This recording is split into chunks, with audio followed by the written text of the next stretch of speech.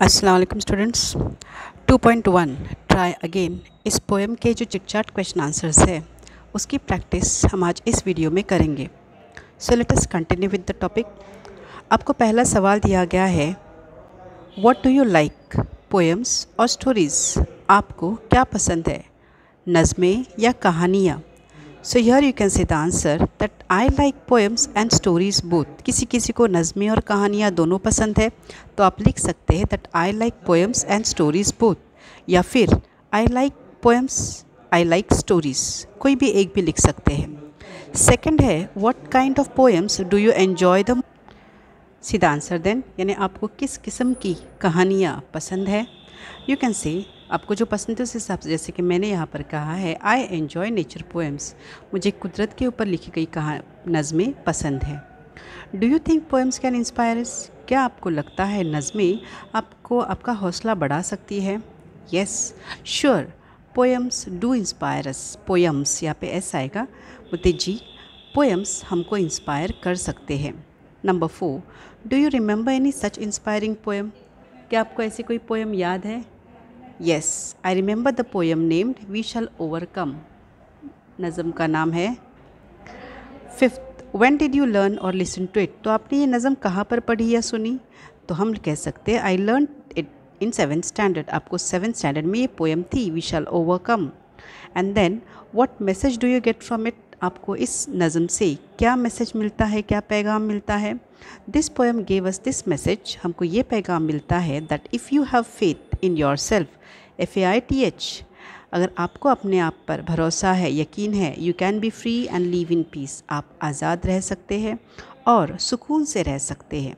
Okay, next question आपको बताया गया है, देखो आपको ग्रुप बनाकर एक कहानियाँ बनानी है। See form groups of 6 and everybody, आप अपनी ऐसी कोई एक्सपीरियंस बताएंगे, ऐसा कोई हादसा या आपके ऐसे कोई एक्सपीरियंस बताएंगे, वाक़या बताएंगे जिसमें आपने बहुत मेहनत की और फाइनली क्या हो गया, आपको उसमें कामयाबी हासिल हुई। तो हम यहाँ पर एक छोटी सी मैं कहानी आपको बताती हूँ, देखो। A poor girl named Ayesha A poor girl named Aisha had a good skill in making mehndi designs. So she had participated in an online mehndi competition. The first prize was 10,000 rupees and a job too. यानी आयशा नाम की एक गरीब लड़की थी, उसका मेहंदी निकालने में बहुत अच्छा स्किल था, बहुत अच्छा हुनर था उसके पास, इसलिए उसने एक ऑनलाइन मेहंदी कंपटीशन में क्या किया, पार्टिसिपेट किया। और उसके लिए इनाम कितना था, तो 10,000 प्लस जॉब भी। ये सुनने के बाद she had made a beautiful design on her own, उसने खुद से एक बहुत ही बेहतरीन सी डिज़ाइन बनाई। And she applied for the competition, उन्हें उस कॉम्पिटिशन के लिए अर्ज़ कर दिया, अर्ज़ी भर दी। But she couldn't deposit the fees of 300 rupees, लेकिन उसकी एंट्री फ़ीस थी 300 रुपये, जो वो नहीं भर पाई। सो बेचारी लड़की Ayesha, she asked many people to help her, उसने बहुत सारे लोगों को मदद करने के लिए क्या की, दरख्वास्त की।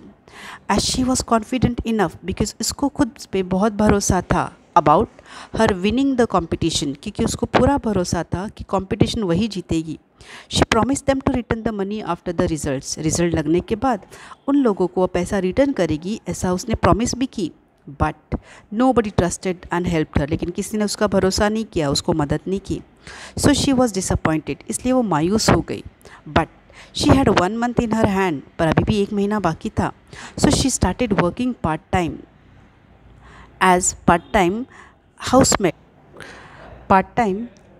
अ हाउसमेड, घर का काम करने का उसने क्या कर ली, एक जॉब छोटा सा कर ली। एंड मैनेज टू कलेक्ट 300 रुपये, कैसे कैसे उसने 300 रुपये जमा लिए। Also she kept some more designs ready for the support, उसके साथ उसने और भी कुछ डिज़ाइंस बना के रखे। And then finally, overcoming all difficulties, she not only managed to participate in the competition but also won the first prize. और ये सारी दिक्कतों से बाहर आने के बाद सिर्फ उसने पार्टिसिपेट ही नहीं किया, बल्कि पहला प्राइज़ भी जीता। इट वॉज़ अनबिलीवेबल, बेशक ये क्या था, यकीन करने के लायक नहीं था। बट आयशा मेड इट, लेकिन आयशा ने करके दिखाया। She got a job of her interest, उसको अपनी इंटरेस्ट के मुताबिक, यानी जो काम करने में उसको दिलचस्पी थी, उसका जॉब भी मिल गया और गुड वर्थ, और उसके अच्छे खासे दाम, अच्छा खासा पैसा भी मिल गया। Then the last question is, आपको यहाँ पर पिक्चर दिया गया है, देखो एक मकड़ी दीवार पर चढ़ने की कोशिश कर रही है, राइट। जैसे इस फर्स्ट पिच में you can say she is trying, फिर वो नीचे गिरती है, दोबारा कोशिश करती है, दोबारा गिरती है, पर आखिर और ऊंचा ऊंचा जाकर फाइनल में वो दीवार पर पहुंच ही जाती है। अब यही स्टेप्स हमको इंग्लिश में नीचे दिए गए हैं, बट दे आर जम्बल्ड, यानी उल्टे सुल्टे दिए हुए। तो हमको सही तरीके से क्या करना है, उनको वहाँ पर लिखना है। जैसे कि पहला है, हम पहले रीडिंग करेंगे। देखो पहला है, the spider climbed again a little higher. मकड़ी ने और ज़्यादा और ऊपर चढ़ने की कोशिश की या ऊपर चढ़ गई।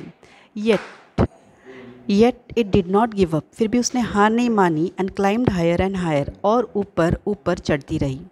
It slipped and fell down, उसका पैर फिसल गया और नीचे गिर गई। Number 4, a spider began to climb a wall, एक मकड़ी ने दीवार चढ़ने को शुरुआत की। 5 नंबर है, finally it reach the top, आखिर वो ऊपर चढ़ ही गई। And it fell down again the second time, 6 का मीनिंग है दोबारा वो नीचे गिर गई। अभी यही हम इंग्लिश में यहाँ पर लिखेंगे। देखो पहला है दैट मकड़ी ऊपर चढ़ने की शुरुआत करती है, जैसे कि हम नंबर 4 देख सकते हैं, ये है number 4। A spider began to climb a wall, उसके बाद वो नीचे गिरती है। देन यहाँ पर जवाब क्या आएगा, it slipped and fell down, 3 number, वो उसका पैर फिसलता है और वो नीचे गिरती है। बट वो क्या करती है, the spider climbed again a little higher, यानी नंबर 1। फिर उसके बाद वो दोबारा गिरती है। So here the answer C, 6 number है। It fell down again second time, वो दोबारा नीचे गिरती है।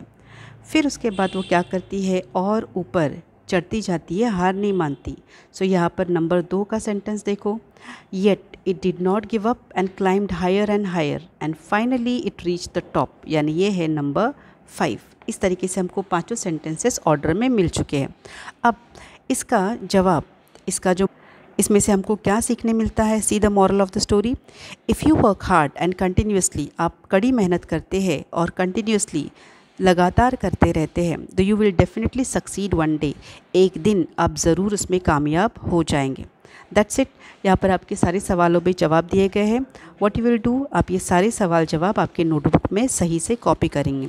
Read, listen and right.